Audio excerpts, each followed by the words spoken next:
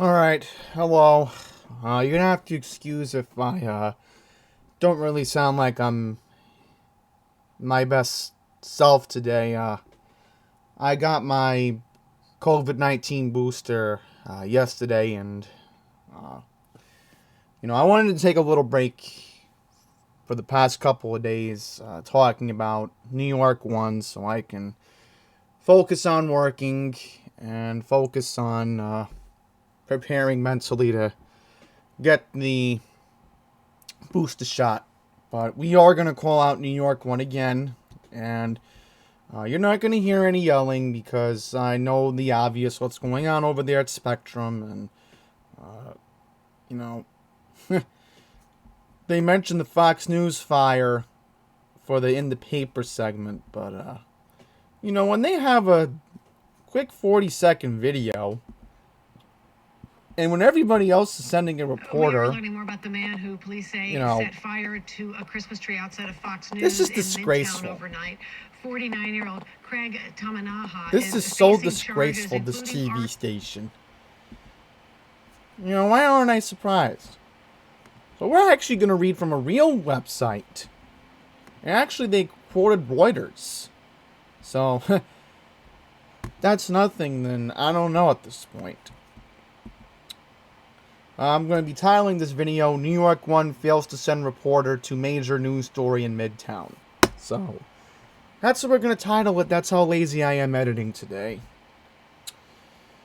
So here we go. Here's a brief article. A man was arrested early on Wednesday, December 8th on suspicion that he had set on fire a 50-foot tall Christmas tree outside the Fox News headquarters in Midtown Manhattan. Fox News security personnel called police shortly after midnight when they saw a man climbing the tree at Avenue of the Americas and West 48th Street. When officers arrived on the scene, they saw a man identified as Craig Tamanaha, 49, running from the tree and arrested him. He faces several charges, including arson, trespassing, and disorderly conduct. Firefighters extinguished the fire. No one was thankfully injured. The red, white, and blue themed tree was decorated with 10,000 glass ornaments and 100,000 lights. It took workers 21 hours to assemble. The good news is I was watching Fox 5 News last night, and they did mention, because they did send the reporter, Fox News is going to replace the tree. But the bad news is I had found out earlier this morning that the guy got out on bail reform. So no surprise that these criminals can just get away even with arson. Arson's actually part of the bail reform law. I actually did a video about it. I lost the document, but there is a video I did saying that arson was part of Cuomo's bail reform law when he was still governor.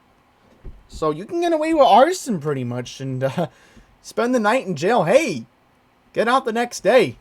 You used to spend weeks or months in jail for that. But that's how it works in this state, And a lot of people need to start realizing that. Now, I wanted to go to Queens, because there is so much going on in Queens. Let's read this one first, because NY1 didn't cover this one either. Yeah, they're missing a lot of stories as usual. Just like how last night I was watching Pine Power Alive when I was barely even able to stay awake. That, News 12 was missing so many stories last night.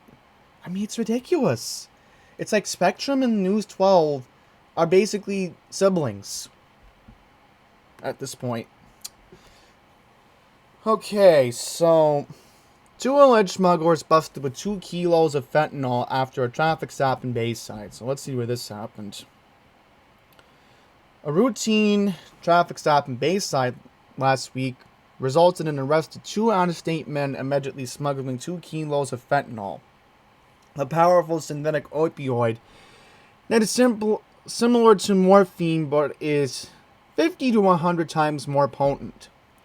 Queens District Attorney Melinda Counts announced on Tuesday that Luis Navarro Gonzalez and Juan Escobar have been charged with criminal possession of a controlled substance and other crimes. You're going to have to excuse me because my indigestion is at it again, wondering why our media is not covering these stories. Navarro Gonzalez, 26, of Bell Garden, California, and Escobar, 48, of Jalisco, Mexico, was arraigned Friday before Queens Criminal Court Judge Karen Gope. Katz said on Wednesday, December 1st, defendant Navarro Gonzalez was seen driving a silver Ford Escape near Northern Boulevard and 204th Street in Bayside with Escobar in the passenger seat. Gonzalez allegedly made a right turn without signaling, which resulted in a car stop by the NYPD 111 precinct. Oh, lovely! This happened right by Osdom Hall. See what I mean, folks? This is why I gotta fear for my life every time I have to go to McDonald's. I promised I wasn't going to erupt, but when it said Northern and 204th Street, Osdom Hall is 3 blocks away from this. According to the charges, police executed a court-authorized search warrant for the interior of the vehicle and recovered 2 kilos of fentanyl, allegedly from inside the Ford Escapade. That's a major typo right there. The packages were enfolded in a green saran wrap bricks and were hidden in the passenger side airbag. A police lab confirmed the substance recovered was the synthetic drug fentanyl. Katz said fentanyl had played a key role in the dramatic increase we've seen in fatal overdoses in Queens. It is a dangerous drug that must be kept off our streets. Judge Gope ordered the 2 defendants to return to court on February 1st, 2022. If convicted, Navarro, Gonzalez, and Escobar face up to 20 years in prison. Well, good. They should be spending a lot of time in prison. You know, get these criminals off the street. You know, I'm glad Melinda Katz is finally seeing through how dangerous this bail reform law is. Right? She's actually done a pretty good job as district attorney. A lot of people don't realize that.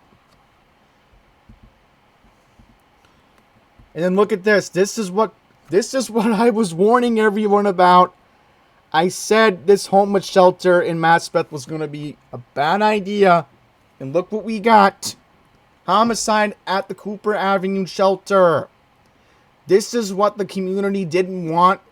And the bad news is, this is what unfortunately has happened. A homeless man is in custody for allegedly stabbing another homeless man multiple times at the Cooper Avenue shelter in Glendale. Victor Rodriguez, who resides at 78-16 Cooper Avenue, was arrested December 2nd and is facing several charges, including attempted murder in the 2nd degree, assault in the 1st degree, and criminal possession of a weapon in the 4th degree, according to Queens District Attorney Melinda Katz's office. So look at that, another article featuring Melinda Katz. According to the charges, on or about Monday, November 22nd, 3 days before Thanksgiving, at around 9:20 p.m., Hamron Parrish, who also resides at the homeless shelter, allegedly had a physical altercation with Rodriguez. About 20 minutes following the altercation, Parrish stood outside the shelter and saw Rodriguez approach the front door, where he stood and spoke harshly to Parrish. Parrish then opened the door, at which point Rodriguez allegedly displayed a knife and reportedly stabbed Parrish in the back, face, neck, and chest. The incident caused Parrish 2 stab wounds to his chest, 2 stab wounds to his neck and behind his ear, and 3 stab wounds to his back, the charges state. Parrish was later transported to a local area hospital where he was treated for the stab wounds, according to the charges. According to a registered nurse at the hospital, Parrish sustained deep stab wounds to his back, chest, face, and the back of his head that required stitches and may leave permanent scarring to his face, the charges state. Parrish received 14 stitches to one side of his face and 4 stitches to the other side, 2 stitches to his head and 4 stitches to his back in order to close the stab wound, according to the charges. Rodriguez's first court date was on Monday, December 6th in Kew Gardens. He is currently remanded without bail. Yep, thanks to the bail reform law. No surprise. The Cooper Rapid Rehousing Center at 78-16 Cooper Avenue came with backlash and years of protests from many Glendale and Maspeth residents and local elected officials. But even as a coalition of residents filed a lawsuit to stop it from opening, the 200-bed men's shelter operated by Westchester-based nonprofit West Hab, opened in February of 2020. Yeah, we actually did talk about this on this channel, so I know this shelter very well, unfortunately. In July of 2020, Councilman Robert Holden, a longtime critic of the shelter who partly ran his election campaign on stopping them shutting down the facility, again called on the shelter to close following reports of a robbery by a resident at the shelter and assaulted the shelter at the time. So, and this is the most important thing here. The New York City Department of Homeless Services did not respond back to the Queens Courier regarding the incident. So there you go. Hush hush about it, huh? Hush hush about it.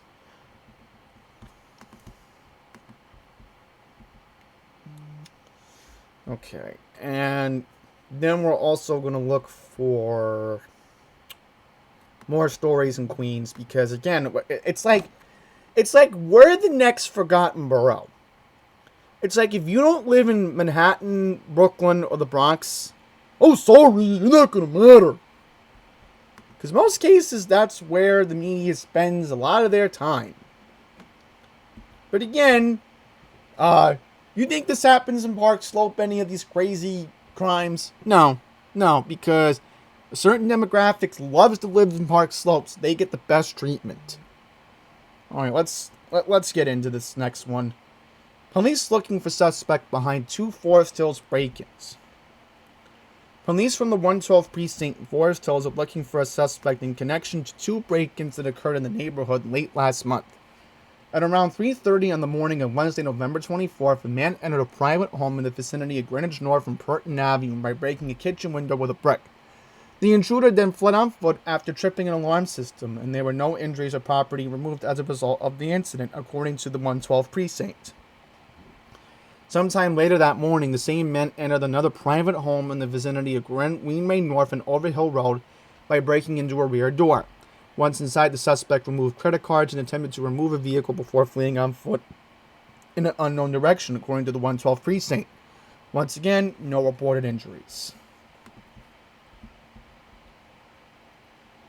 Suspect was seen on video surveillance at a nearby subway station. He was wearing a black NASA jacket over a black hoodie with a Nike Air Jordan logo, black pants, and white sneakers with golden highlights. So, no arrests have been made, and there is an ongoing investigation. So, if you have any information, best thing to do in this case would be to contact the 112 precinct. Their phone number is 718-520-9311. Again, that's 718-520-9311. Or if you have a tip, you can also visit the precinct at 68-40 Austin Street in Forest Hills. So just giving that out there, because best case is to go to the precinct. If there's any information that you could give the police in that area, because they would greatly appreciate it.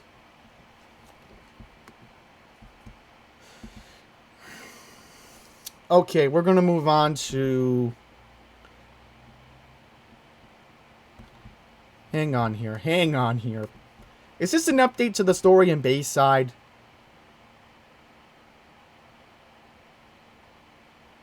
Oh boy! Look at this. AM New York actually has a proper update regarding what we just read in Bayside. This is so what is up with these liberal judges? Look at this. Queens Criminal Court Judge Karen Gulpe made a decision on December 3rd arraignment. They were charged with criminal possession, and they were released without bail. So there you go. They're going to be able to commit more crime. I mean, this is ridiculous. Both these men should be in prison. No! Stupid liberal judges. Unbelievable. It's like we don't really take judge elections seriously in the state. Actions have consequences.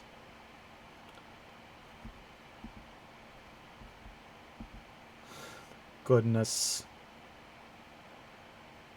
Let's read this one. Yeah, because again, a lot's been going on in Queens. And then we're going to get to some news regarding Alexandria Ocasio-Cortez, because She's in denial that all this crime is happening.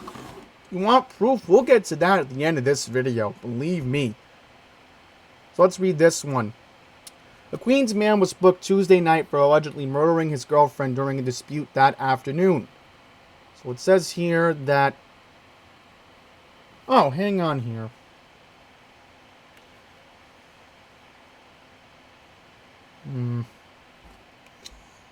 Here we go. Right, this is a different one. I thought this was the one in Flushing. Okay.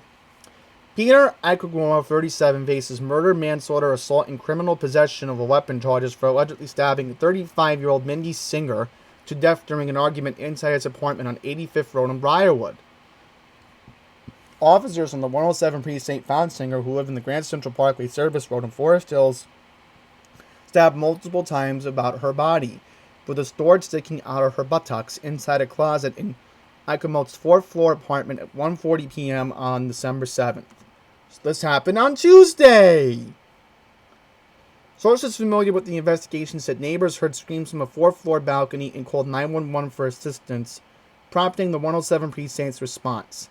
EMS responded to the scene and pronounced Singer dead at the location. Police said Ikumo remained at the location when officers arrived. He was taken into custody for further questioning and charged later that evening. The motive for the homicide remains unknown and under investigation, law enforcement sources said. So, this guy better be spending a lot of time in the precinct, because they can do that. They can definitely do that. So, NY1 didn't cover this either. Why aren't I surprised? In fact, none of the other news stations cover this either.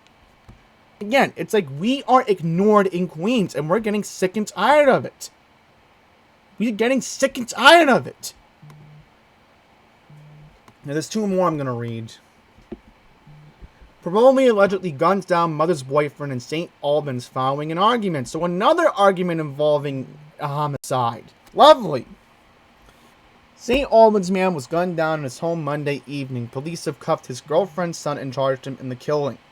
Calvin Cross, 25, was out on parole and staying in the home on 111th Avenue near 176th Street in St. Albans until he engaged in a recent shouting match with his mother and got kicked out of the apartment. Cross allegedly returned to the residence on the evening of Monday, December 6th, when he went into his old room where he grabbed a handgun and emerged, ordering a group of men in the living room to get down. He then allegedly opened fire, shooting 40-year-old Alfonso Dennis in the head and chest, and a 25-year-old man was struck in the leg and shoulder, police said. Cross then fled the scene in an unknown direction. EMS arrived at the scene and transported both the victims to Jamaica Hospital Medical Center, where Alfonso Dennis was pronounced dead. The second unknown man survived and was listed in stable condition according to the NYPD 113th precinct. Detectives from that precinct in Jamaica took Cross into custody on the afternoon of Tuesday, December 7th. Again, you're gonna have to excuse me because again, I'm a little fatigued from the booster. And they charged the suspect with murder, attempted murder, and weapons possession. Cross is awaiting arraignment in Queens Criminal Court in Kew Gardens. So, and then there's the last one that was on the Queens Courier website. I really hate when this comes up. Come on. Cops in Elmhurst looking for a turnstile jumping groper. Police from the 110 precinct in Elmhurst are on the lookout for a creep who groped a woman near the Moore Homestead Playground in November. The 33-year-old victim was in front of 82-02 45th Avenue on the evening of Tuesday, November 23rd, when a man approached and forcibly grabbed her rear end before taking off on foot, police said, adding that there were no injuries reported as a result of the incident. Crime Stoppers released surveillance video of the suspect as he jumped the turnstile of the nearby subway station. The assailant was wearing a black Brooklyn Nets baseball cap, a black headphones, a black hoodie over a white t-shirt, blue jeans, and dark shoes. And, of course, no arrest. No surprise. Because, again, that's what happens in New York. But in some of these stories that I have read to you, you know, Very disturbing. Very, very disturbing. What else is new? What else is new? Oh, by the way, NY1 didn't cover something else either. There was another anti-Asian attack.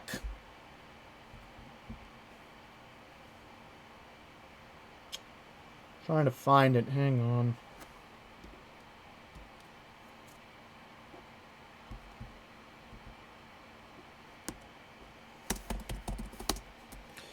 Do apologize. Trying to find it. That's not it. You'll have to apologize, but I'm gonna have to find it.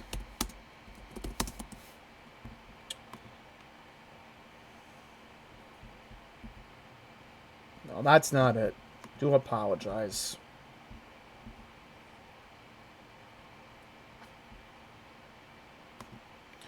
Here we go. This is what I was looking for.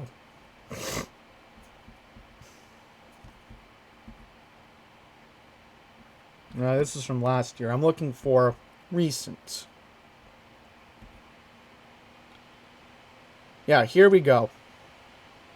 This happened on a bus recently. Do apologize for the vulgar language, but as you can see here, I'm going to keep the audio on mute because it may have some vulgar language.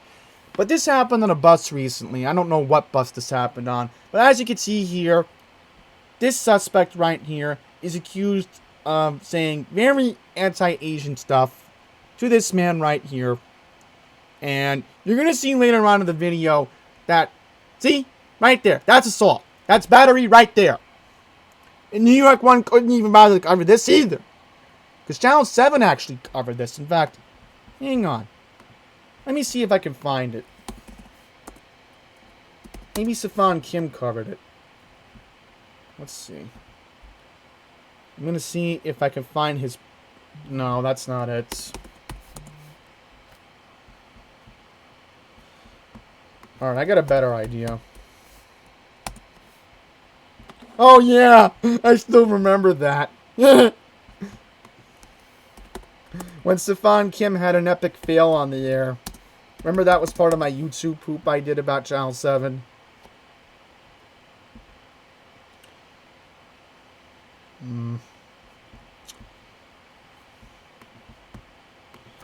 I got a different idea. Yi Andy Chen. Find him right here. But you're going to have to believe me, because Channel 7 did do a story about this.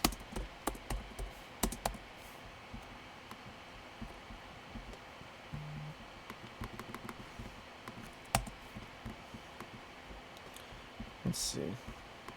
I'll search for it one more time, but if I can't find it, we're going to have to move on. Because I don't want to make this video longer than it has to be.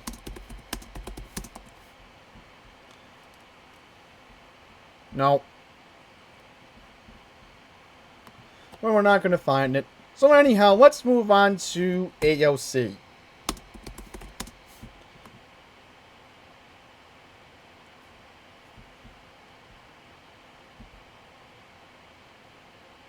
Here we go. This is AOC denying the crime in this country right now.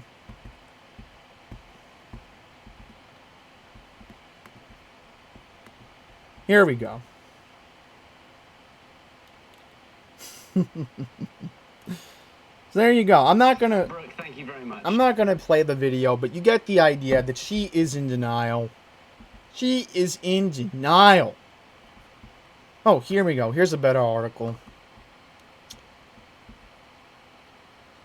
Representative Alexandria Ocasio-Cortez has had a habit of making clueless comments. He is facing backlash after the hilarious suggestion that the recent wave of smash-and-grab robberies plaguing the country are untrue. During an interview last week with the Washington Times, the representative said, "A lot of these allegations of unorganized retail theft are not actually planning out. I believe it's a Walgreens in California cited it, but the data didn't back it up." Yeah, that's how she talks! It's really annoying.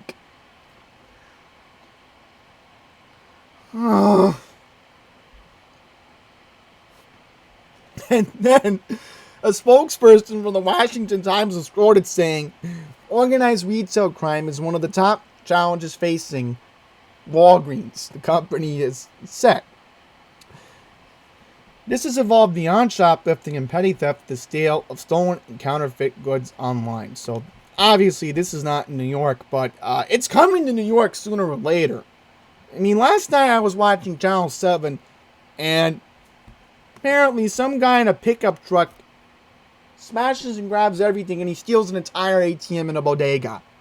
So if you want to all be in denial about the crime right now, you want to all be in denial that you are more likely to be the victim of a violent crime than catching COVID-19, then I don't know what to tell you these days.